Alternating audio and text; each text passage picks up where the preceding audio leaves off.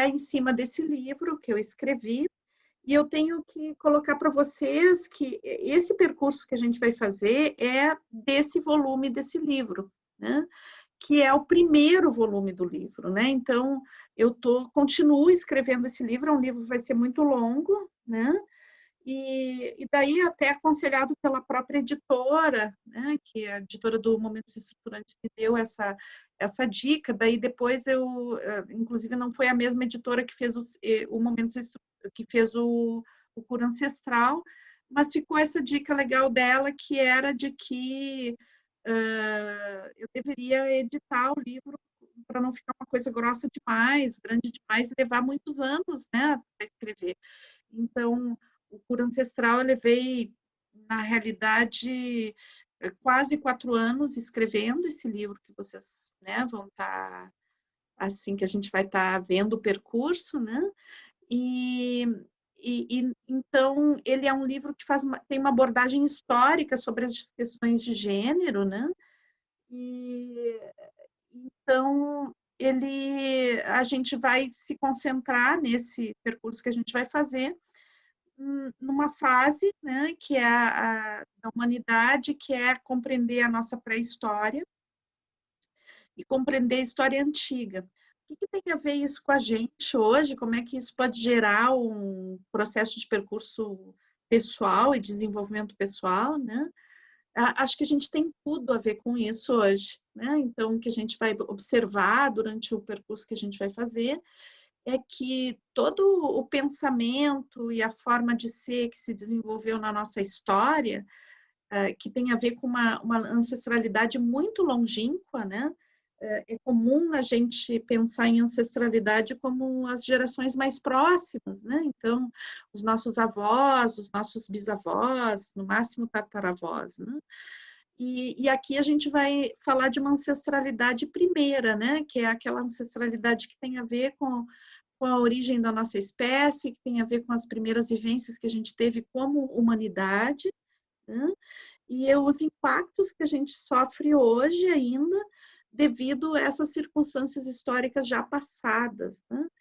E, então, em especial, esse período que, né, que abarca desde a origem da civilização, que se chama patriarcado. Então, o patriarcado ele tem uma incidência muito forte sobre o nosso comportamento, e a busca desse livro é compreender, né, como se originou e que incidência é essa, né?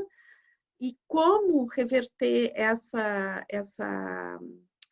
as influências negativas do patriarcado sobre o nosso comportamento, tanto como homens e como mulheres, né?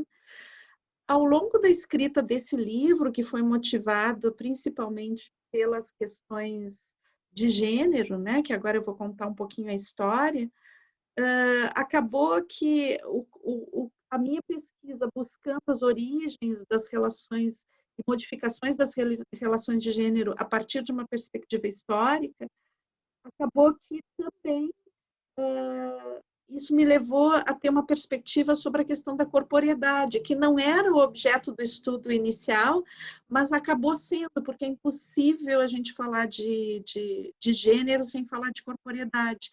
Então, acabou que também eu fui compreendendo melhor a origem das nossas dissociações no nível corporal, né?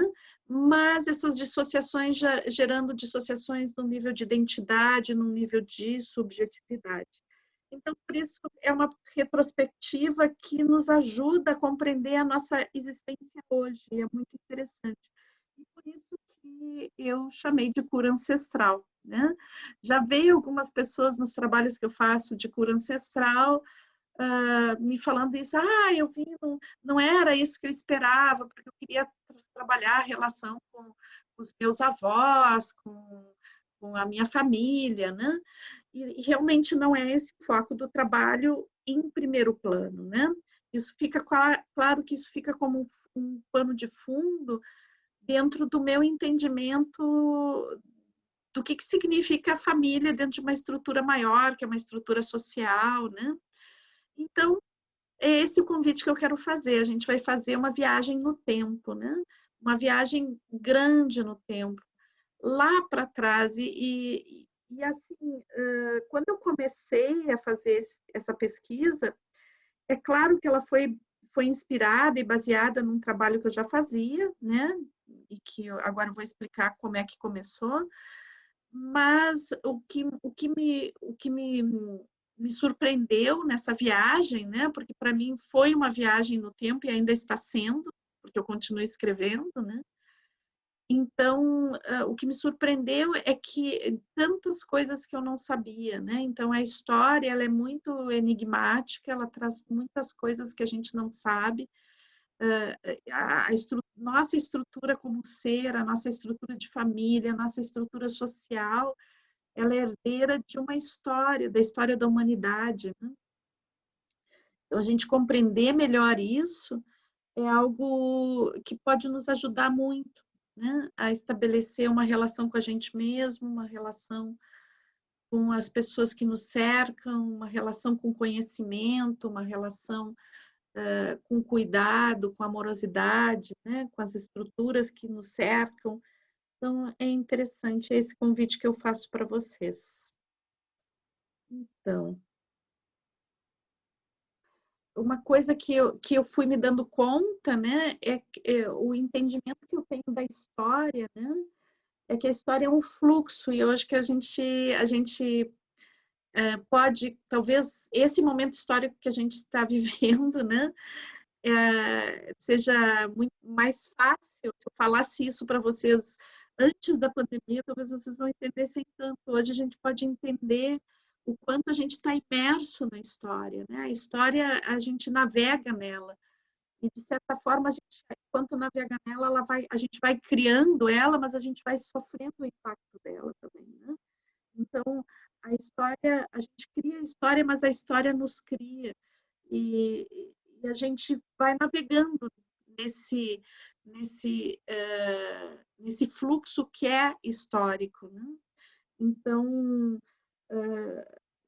imaginamos que temos controle, mas de certa forma não temos o controle, né? Apesar de que hoje tudo que a gente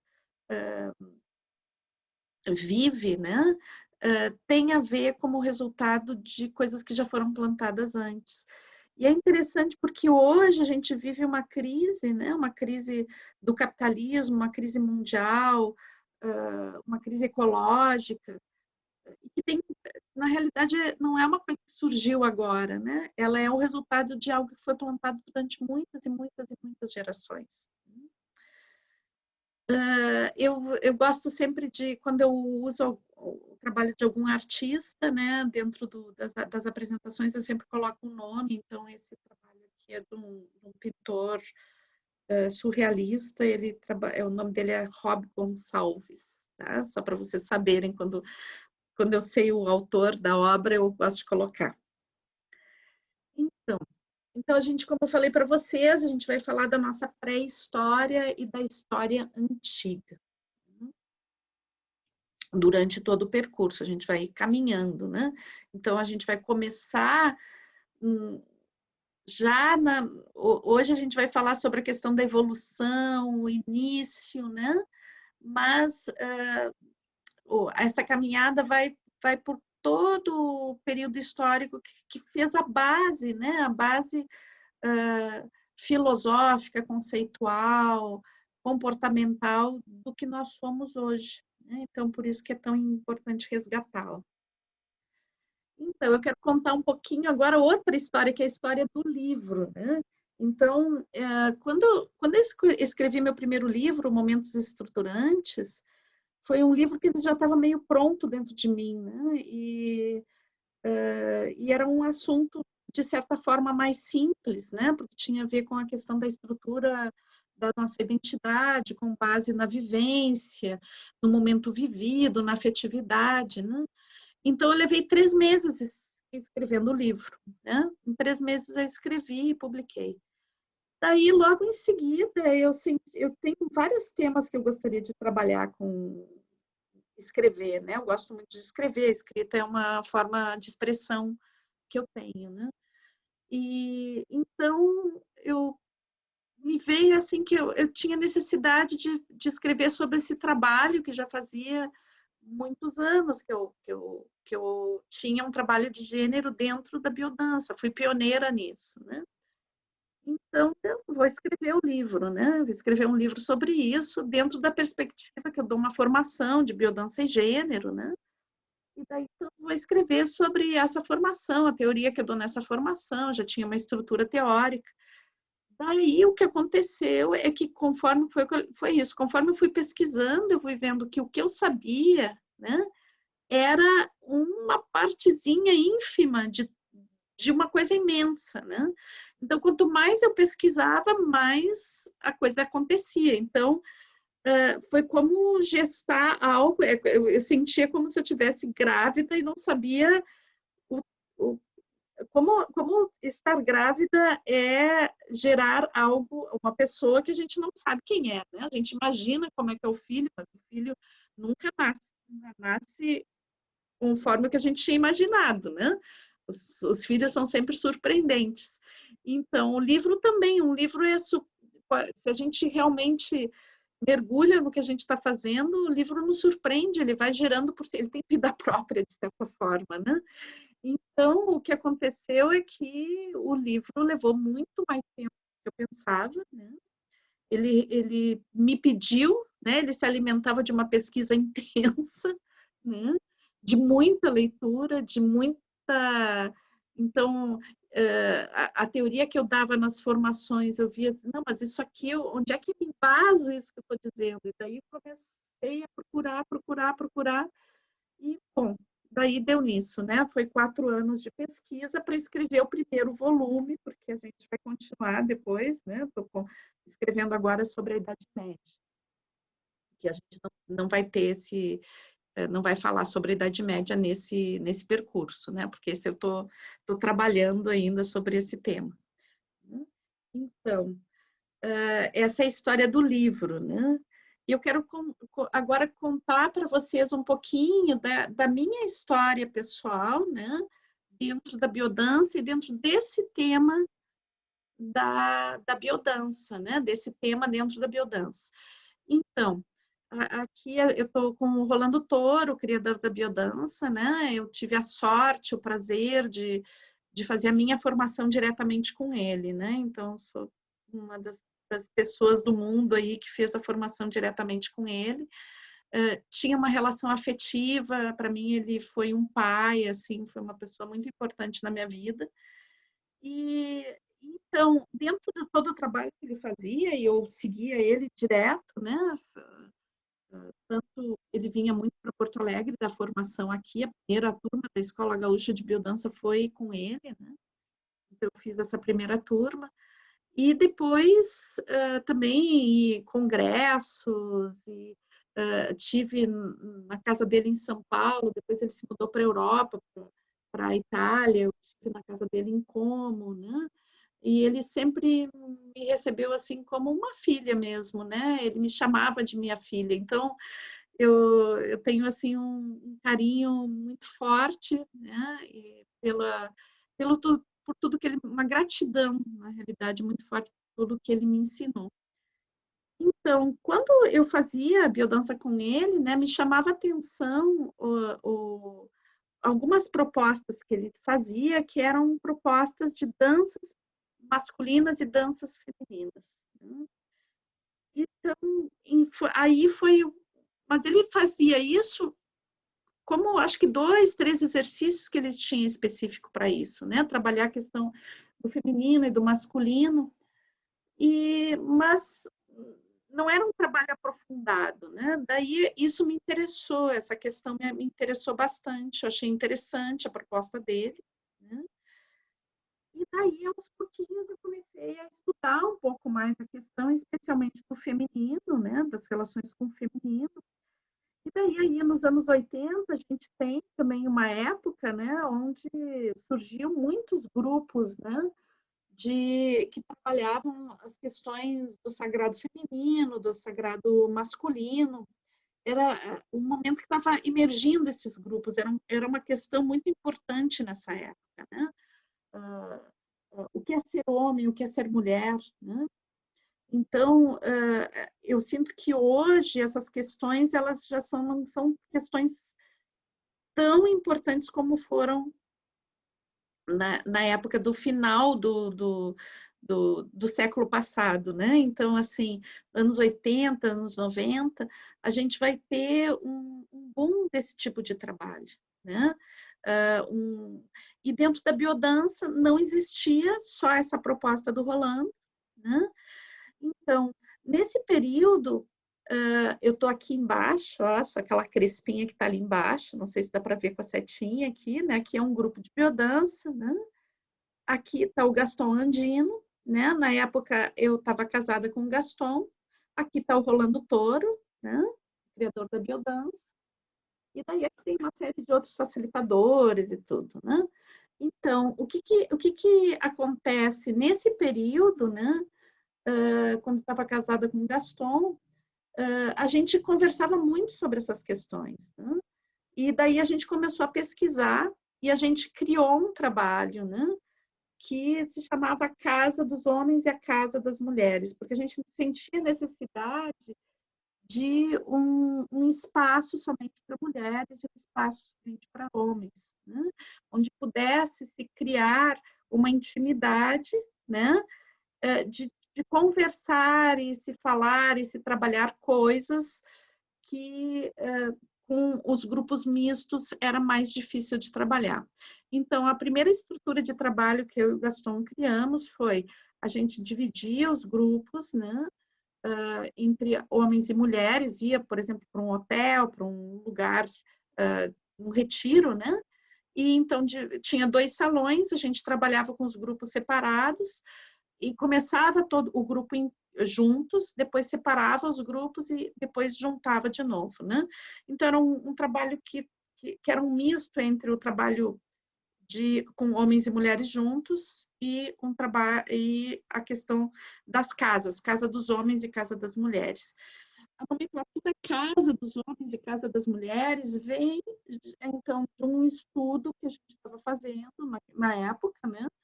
Sobre a questão dos rituais iniciáticos nos povos ancestrais. Então, o que a gente começou a perceber é que, dentro dos povos ancestrais, os rituais iniciáticos, né? Ou seja, o ritual de passagem da infância para a idade adulta, era feito com essa divisão em casas, né? Então, existia uma iniciação que era só para os meninos e uma iniciação só para as meninas, né? E depois, lendo um pouco Campbell, que é um autor bem importante dentro dessa área, não especificamente dentro dessa área, porque ele não vai falar exatamente de gênero, né? Mas ele vai falar sobre os rituais iniciáticos. Então, Campbell, ele vai falar do esvaziamento do sentido dos rituais, né? E o quanto isso provocou dentro da estrutura emocional do homem e da mulher contemporânea uma imaturidade, né? Por falta de um ritual que informasse ao inconsciente que a infância acabou e que existe um novo momento da existência, né? Então, o Campbell ele vai colocar que, na realidade, então, a gente vai ter pessoas fisiologicamente adultos, né? Mas que emocionalmente continuam crianças durante toda a existência. E aí a gente tem um prolongamento dessa fase que é a adolescência, né? Que esses adolescentes eternos. Depois, outra leitura assim, que foi muito importante, tanto para mim como para o Gaston, para entender esse processo, foi da Maria von Franz, né?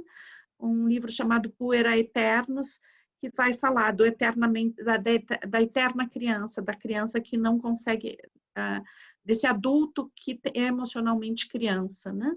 Então, por aí vocês vão vendo que o trabalho de gênero que a gente desenvolveu, né, e é uma característica forte do meu trabalho, tem muito mais a ver com um estado de amadurecimento do que com a questão da sexualidade em si, né?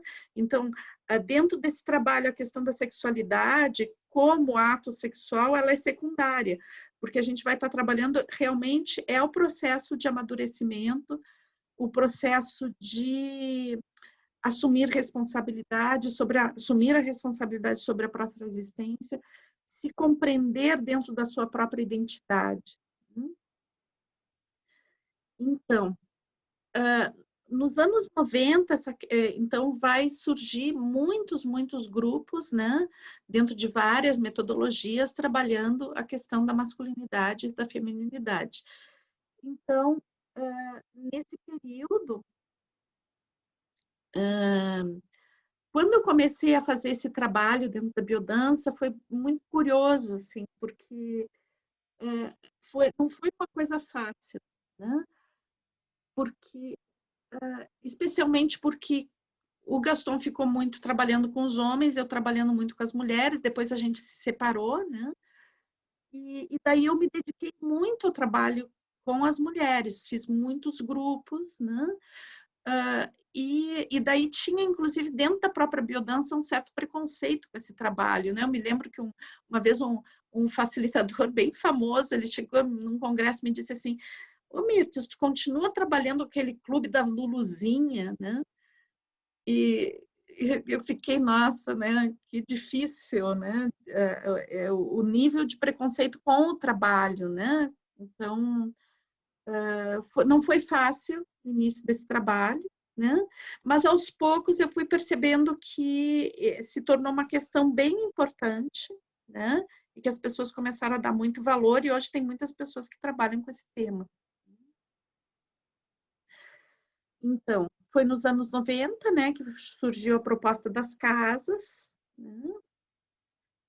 E daí, nos anos 90, né, mais ou menos no início dos anos 90, então, eu escrevi um artigo, né, que falava sobre a questão do feminino, né, mostrei para o Rolando, e daí o Rolando me disse: Mirtes, então faz a extensão, né? A extensão em biodança é assim, tu faz a formação, né, como facilitador de biodança, e depois tem extensões. Extensões são pós-formações, onde tu prepara o facilitador para trabalhar determinados temas. E daí ele me propôs isso: Mirtes, faz a extensão de feminino profundo, né? Então, comecei a fazer muitos trabalhos da questão do feminino profundo, viajei muito por vários locais, a gente deu em Porto Alegre essa formação, trabalhamos também, trabalhei na Alemanha, na Itália, então teve vários lugares que foi feita essa formação. Ainda hoje trabalho com essa formação em vários lugares. Bom, então, mas no final dos anos 90, vou dizer assim para vocês que não foi bem no final, aí por 95, 94, 95, 96, eu comecei a trabalhar sobre essas questões com o Sérgio Cruz, que é um facilitador brasileiro que mora na Itália, né? E que é um cara que tem uma experiência muito importante dentro da biodança, né? Ele é considerado uma pessoa também muito importante dentro da biodança. Então, aí eu comecei a fazer uma partilha desse trabalho com o Sérgio e retomando um pouco aquele trabalho original que eu tinha com o Gaston, né? Que era o trabalhar com homens e mulheres juntos, né? E sobre várias temáticas. E daí, então, a gente criou uma infinidade, mas uma quantidade muito grande de cursos, né? Eu e o Sérgio. Então, cursos que trabalham diretamente a iniciação do feminino, a iniciação do masculino, trabalhamos o mito de Eros e Psique, e daí, em cima dessas propostas que a gente foi fazendo, né, então surgiu a formação de gênero, né? Então a gente já não estava mais trabalhando eu não estava trabalhando somente sobre a questão do feminino, né? Mas estava trabalhando sobre as questões de gênero, né? Masculino, feminino. O foco da formação estava, naquele momento, muito voltado para essas questões masculino e feminino, né? A gente está falando aqui do final dos anos 90, então todas as questões de gênero, das masculinidades e feminilidades e dessa possibilidade de expressão da identidade, né? Ela não estava ainda tão presente naquela época, né? Então, ainda era muito voltada para essa expressão, dentro do que é ser homem e o que é ser mulher, né? E a gente fez muito trabalho sobre isso, né? E depois, por uma questão de agenda, a gente já faz acho que uns 4 a 5 anos que a gente não dá essa formação e ela está programada agora para retomar, então já retomar com toda uma revisão, né, atualizada dentro da questão dessas questões de gênero que surgem agora mais nesse milênio, né, que surgem no início do século e que nesses últimos anos, especialmente na última década, ela se torna muito importante, sem tirar a questão da importância da questão da masculinidade e da feminilidade. A gente hoje já fala das masculinidades e das feminilidades. Então, são discussões que estão rolando muito fortes nesse momento, né? Então, essa próxima edição da formação de gênero, certamente ela vai ter uma série de reflexões que anteriormente não tinha. E também vai ser a primeira formação de gênero que vem depois do livro, né? Que para quem já está com o livro, o Sérgio escreveu a apresentação do livro, né? O prefácio, né? Então, é isso. Agora, não sei muito bem como é que vai acontecer, mas em 2022, em 2021, a gente tem programado dar um curso, retomar, que eu ainda não sei qual deles vai ser, possivelmente o Eros e Psique, né? Retomar o nosso trabalho junto. Em 2022 tem programada a formação para quem é facilitador, né? Vai ser na Itália, tá, pessoal? Tem que convencer o Sérgio para vir aqui para o Brasil também. Buenas. Então, uma das coisas importantes, né, é que desde o início, mesmo que a gente trabalhando a questão do masculino e do feminino, né, o nosso trabalho sempre teve baseado num afastamento dos estereótipos do que seja ser mulher e do que seja ser homem, né? Então, dentro dessa temática, é interessante que eu acho que tem muito desconhecimento ainda, mesmo que a sociedade discuta muito essas questões, ainda tem muita ignorância e muito desconhecimento sobre isso. Então, é muito comum as pessoas me perguntarem assim, uma mulher, né, me perguntar, eu posso ir na casa das mulheres? Eu sou homossexual, eu posso ir na casa das mulheres? Como assim? O que tem a ver uma coisa com a outra, né? É claro que pode ir, né? Porque não tem a ver com como tu vive a tua sexualidade, né? Tem a ver com o gênero com o qual tu se identifica na realidade, né? Então, ter esses espaços de comunhão e de compartilhamento de experiências de vida, né? Entre homens e mulheres, é algo que independe de como a pessoa vive a sua sexualidade, né? E também, de certa forma, independe também do que a pessoa, de como se manifesta a sua sexualidade num nível biológico, né? Então, na realidade, é o gênero com o qual eu me identifico, né? Tem a ver com as identificações aí. Agora, claro, a gente hoje vive numa sociedade que é muito mais permissiva, entre aspas, né? Porque talvez não seja tanto assim. Então, são todas as coisas que a gente tem que ir revendo. Então, o próprio trabalho de cura ancestral, ele é um trabalho que vem depois das casas, né? Porque hoje a gente sente a necessidade, é interessante isso, nos anos 90 se sentia a necessidade de separar as casas. Uma casa só para homens, uma casa só para mulheres, né?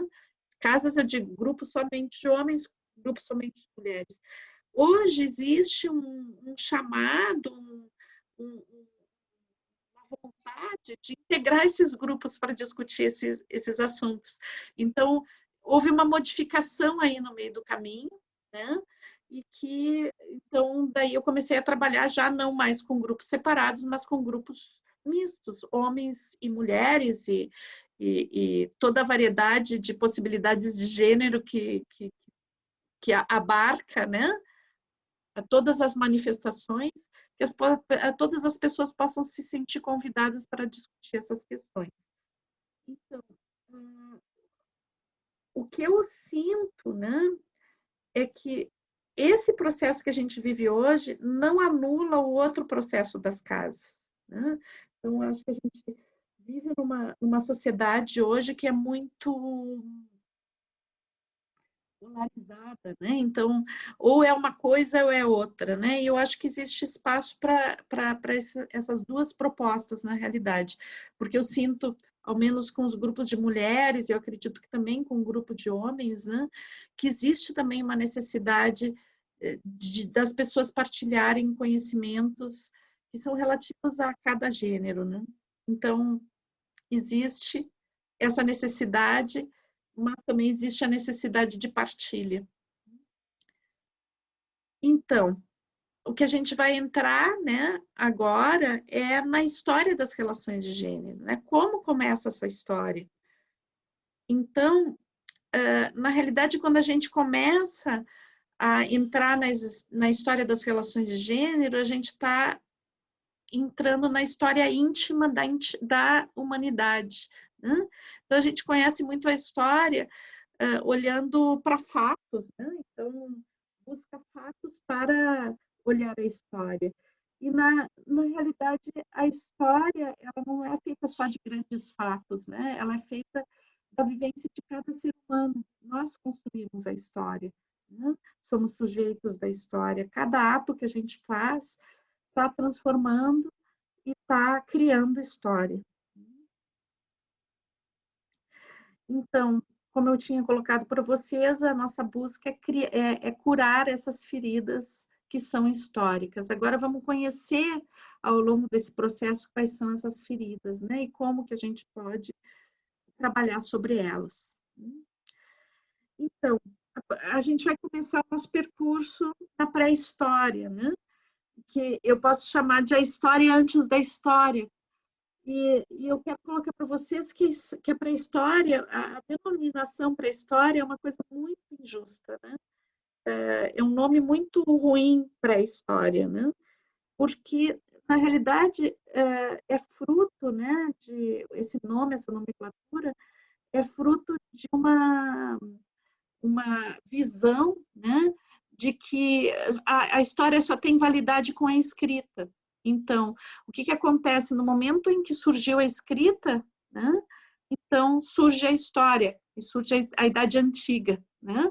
Então, todo o período onde não houve escrita foi chamado pelos historiadores, porque hoje existe uma crítica sobre isso também, né? De pré-história, como se, por não ter escrita, as informações daquele período não fossem válidas, né? Mas acontece que são válidas, né? Porque como a gente valida a história, né? Existe algo que está escrito que não é somente a história escrita com o grafismo, né? Mas está escrita nos sítios arqueológicos, está escrita na antropologia comparada, né? Então, a gente pode fazer uma comparação entre os povos que ainda são caçadores-coletores com as coisas que a gente acha nos sítios arqueológicos, e aos poucos vai se compreendendo como as pessoas viviam naquela época. Claro, que a história ela é modificada pelo observador, né? Como tudo em ciência. Então, a gente pode ter noção do que aconteceu, né? Mas talvez não uma certeza absoluta. Bom, eu quero voltar com vocês para esse cara aqui, né? Esse cara é o Darwin. Então, a gente vai fazer uma volta para antes, né? Antes da pré-história, né? Na história da vida, né?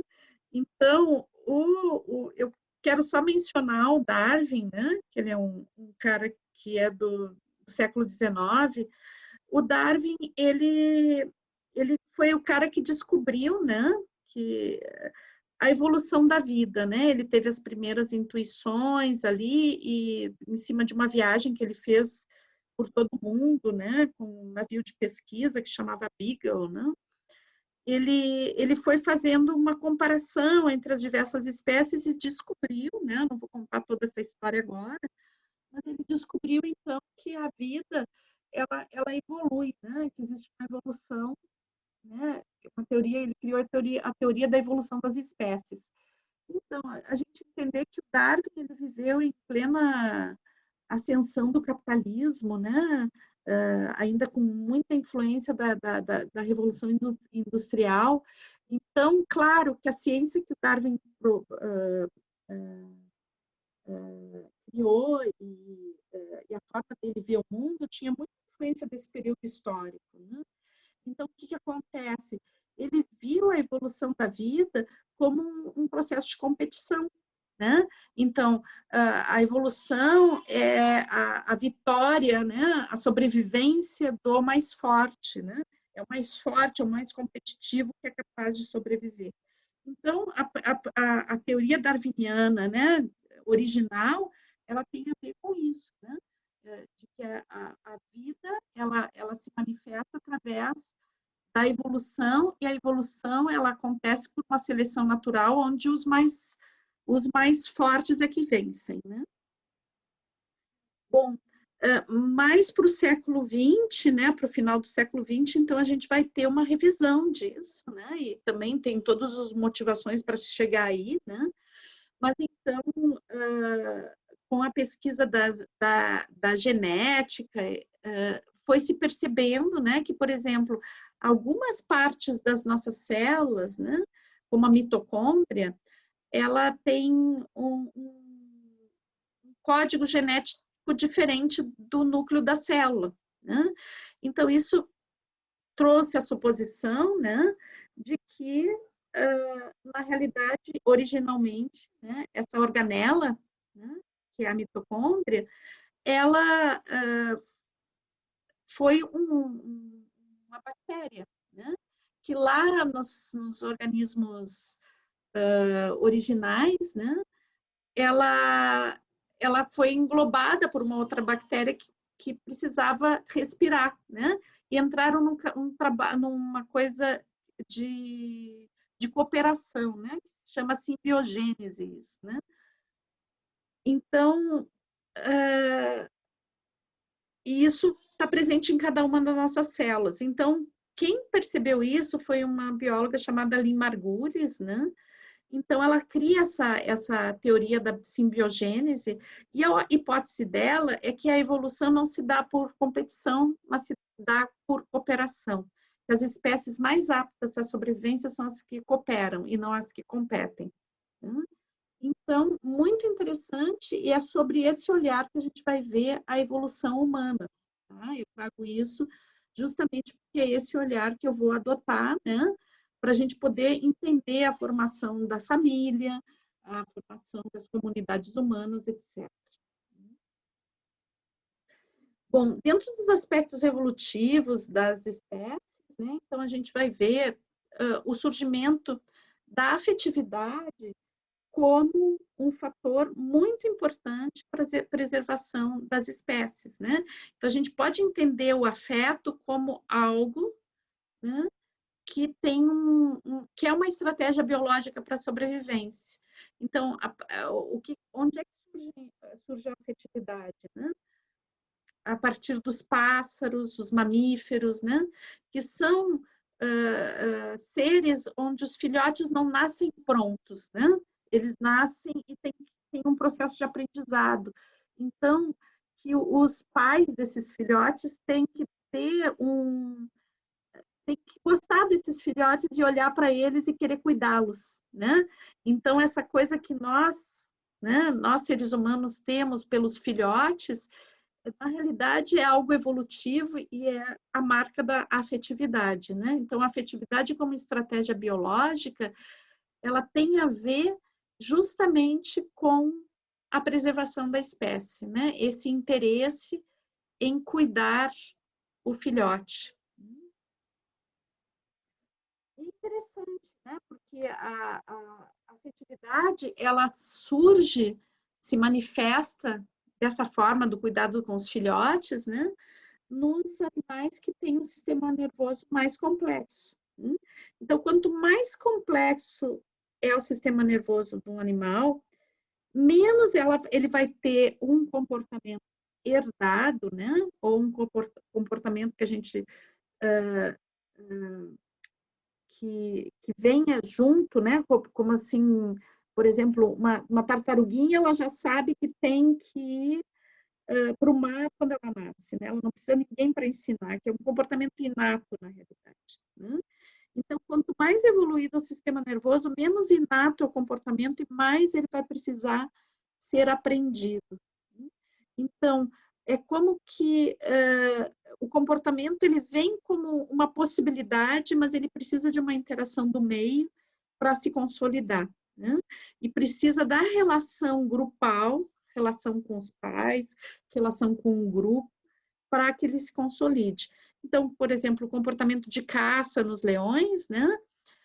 O leão ele já tem um instinto para caça, mas se ele não tiver alguém para ensinar ele a caçar, ele não vai conseguir caçar. Ele precisa, porque ele não vem com todo o comportamento formado, ele precisa aprendizado. Né? Então, quanto mais complexo é o sistema nervoso, mais aberto está ao aprendizado e à influência do meio. Então, no caso do bebê humano, é um caso muito especial, né? O bebê humano, ele vem, assim, em um estado praticamente fetal, né? Ele é muito dependente, mais do que qualquer outra espécie, né? Mas, ao mesmo tempo, ele vai ter poucos comportamentos inatos, né? E vai estar com o sistema nervoso muito, muito aberto à influência do meio. Para esse bebê se formar, ele precisa muito da interação humana, da interação grupal, e no início da sua vida, a interação principalmente com a mãe ou com o substituto da mãe, né? Então, é uma relação muito próxima, né? E que vai durar vários anos, ao contrário de qualquer outra espécie, dura mas minimamente 7 anos, né? Então, isso vai ser um condicionamento, algo que vai condicionar as relações humanas de uma forma muito potente. Bom, então, o que acontece, né? A nossa espécie, ela tem como ela tem essa exigência, né? Desse contato com o comunitário, familiar, né? Isso é como um germe de uma divisão de papéis, de uma divisão de tarefas dentro da comunidade, né? Então, o que acontece? Esse bebê recém-nascido, né, ele é muito, muito dependente, ele não consegue sobreviver se ele não tiver o contato direto com o cuidador, geralmente a mãe, né? E isso é um estado de vulnerabilidade também para quem cuida da criança, né? Porque a atenção é toda para a criança. Então, isso faz com que toda a comunidade se organize para cuidar de quem cuida também, né? Então, um fenômeno muito interessante que acontece, né, com os sapiens, né, é justamente essa disposição, mas já com o gênero Homo, já a gente vai ver outros Homo que vão ter esse comportamento, né?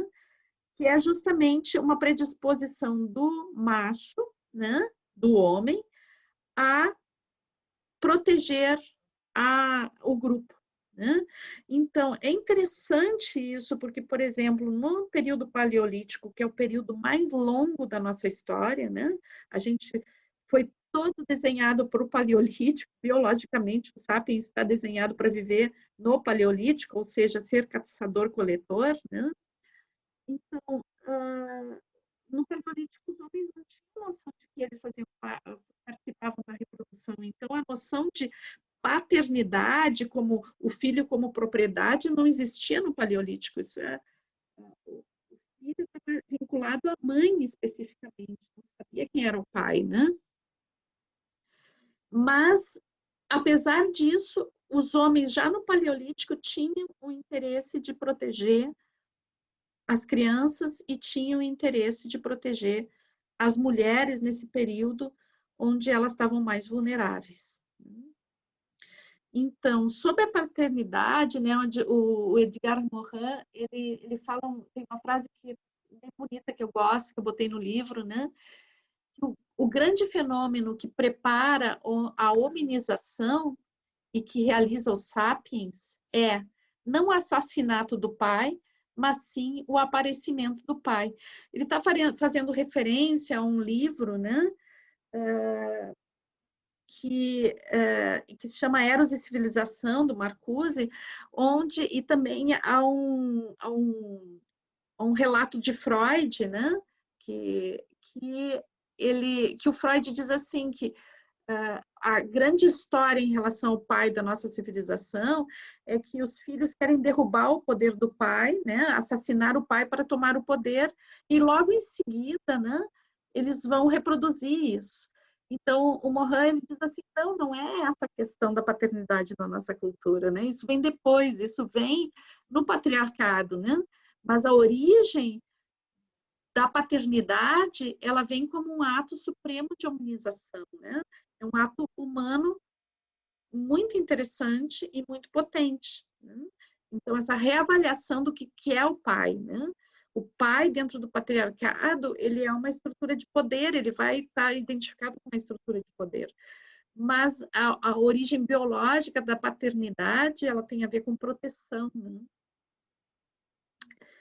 E como é que acontece isso, né? Então, dentro da nossa espécie, dos sapiens, né, existe uma modificação que foi muito importante, né? Então, que é da sexualidade. A maioria das espécies tem uma época de cio, né, onde os indivíduos eles vão se procurar e vão copular, né? E naquele período que é para gerar novos indivíduos, né? No caso da nossa espécie, houve uma modificação da sexualidade, onde se desvinculou o ato sexual da reprodução em si, né? Então, esse interesse, né, entre aspas, macho e fêmea, né, começa a acontecer a todo tempo, né? Então, existe uma erotização do cotidiano, e isso fez com que a nossa espécie pudesse se manter juntos, criar essas estruturas de casal, de família, de comunidade, né? Porque, então, os machos da espécie, né, os homens, eles têm um interesse e têm um porquê de estar ali presentes e vão desenvolver não só uma relação com copular, mas com cuidar, com proteger, com alimentar, com prover, né?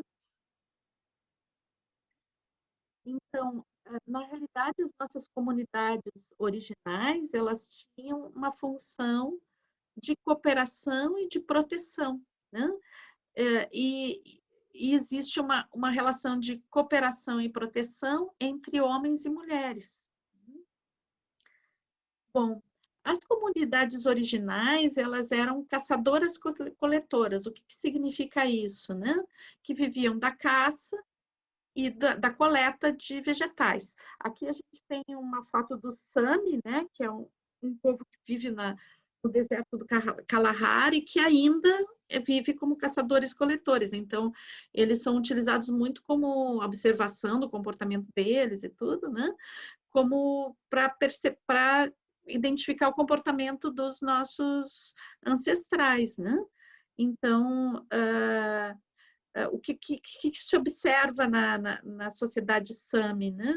Então, são sociedades onde homens e mulheres têm valores semelhantes, né? Não existe alguém que tem mais valor que o outro, né? Mas existe uma divisão de papéis dentro do Sami, né? Que é uma divisão que se imagina que teria nas sociedades caçadoras-coletoras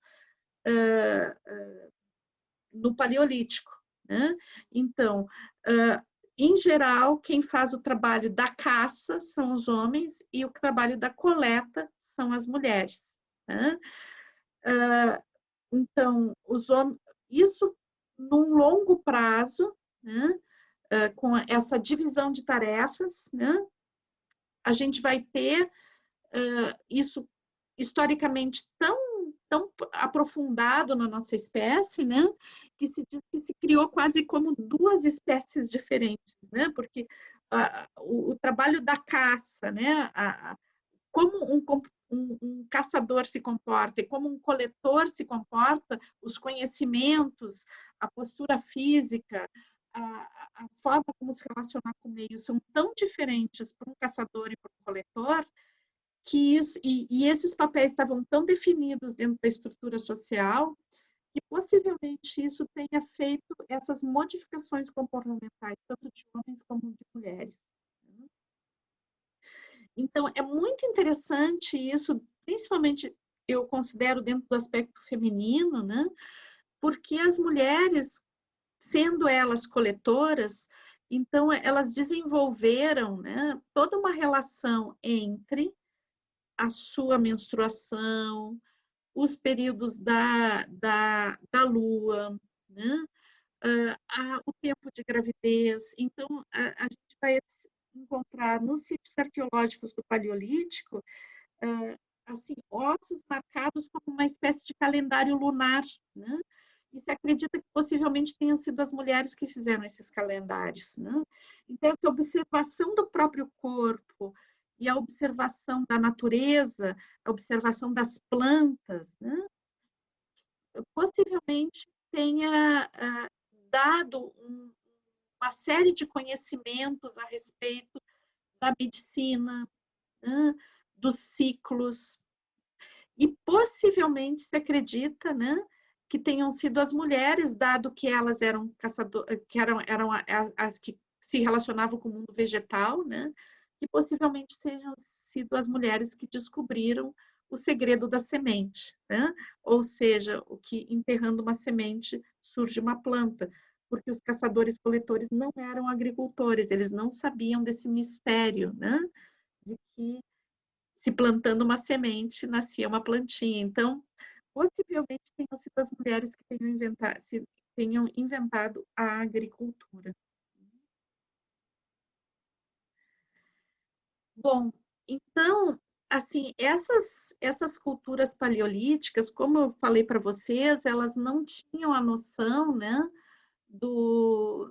da participação do homem dentro do processo de reprodução. Então, é muito interessante porque possivelmente, né, a gente tem aí toda a questão da religiosidade no Paleolítico, possivelmente, depois, mais adiante, eu vou explicar isso com descobertas dos sítios arqueológicos, né, mais adiante no nosso percurso. O que aconteceu é que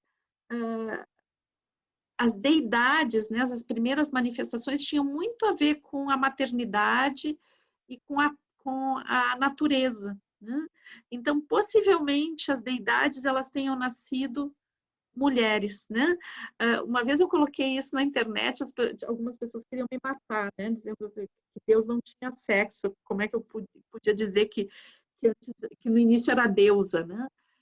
Mas eu estou falando aqui não de uma energia, né, divina, mas eu estou falando aqui de uma representação, da deidade ser feminina, né? Então, possivelmente, as representações de deidade, a noção de Deus, né, não comece com Deus como uma representação como a gente tem, né? A gente faz essa ideia de um Deus, um velhinho, né, lá no céu, meio um Zeus, né?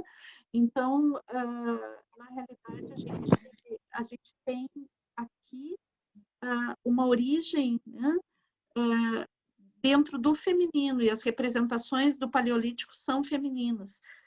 Então, por que a mulher era tão misteriosa e por que ela trazia essa questão da deidade, né? Porque vocês imaginem, né, que então não se tinha noção de como é que a mulher ficava grávida. Então, de repente, a pessoa fica grávida, tem um bebê, né? Daí depois ela sangra todos os meses e não morre, né? Se um homem sangrar, ele vai morrer. Uma mulher sangra todos os meses e não morre. Depois, dá leite, né? Então, tinha uma série de coisas do feminino, né? Que eram muito misteriosas, que a gente fala que fazem parte do, dos mistérios do feminino, né?